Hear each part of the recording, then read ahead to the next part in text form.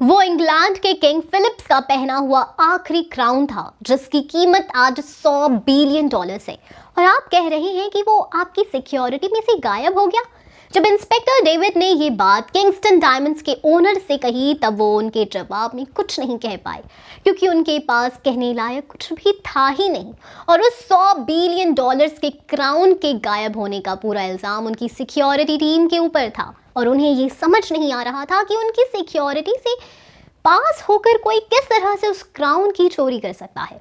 और वहाँ रणवीर जब टीवी पर क्राउन के चोरी होने की खबर सुनता है तो उसके चेहरे पर मुस्कुराहट होती है और वो टीवी ऑफ करके अपने घर के कमरे में चला जाता है। तो वहीं नजर आता है एक चमचमाता हुआ क्राउन और कहानी जाती है फ्लैशबैक में, जहां किंगस्टन डायमंड्स का सीक्रेट कैबिनेट दिखाया जाता है, जिस जगह पर किंग फिलिप्स के क्राउन को रखा गया था। दरअसल ये क्राउन वैसे तो इंग्लैंड के म्यूजियम में रखा हुआ था, लेकिन इस क्राउन की कीमत जानने के बाद उसे कई सारे चोरों ने चुराने की कोशिश की थी।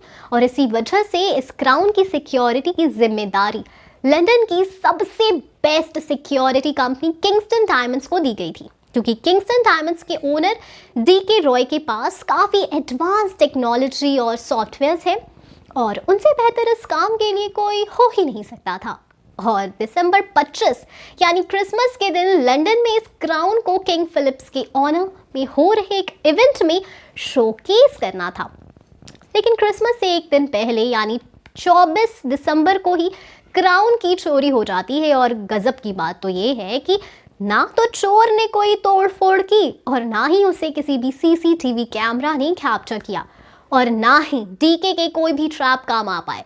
तो उस चोर यानी रणवीर सिंह ने ये कैसे किया, ये तो एक मिस्ट्री ये भी है, लेकिन उसने ये क्यों किया उसके पीछे एक हिस्ट्री भी है। और ताज्जुब की बात तो ये है कि रणवीर डीके की किंगस्टन डायमंड्स का एक इन्वेस्टर भी है। तो आपको बता दें कैसी ही कहानी आपको रेस 4 में देखने को मिल सकती है। तो आप कितने एक्साइटेड हैं रेस 4 के लिए, बताएं हमें कमेंट सेक्शन में। हम फिर मिलेंगे एक नई वीडियो के साथ, तब तक खुश रहिए एंड सेफ रहिए। Thank you.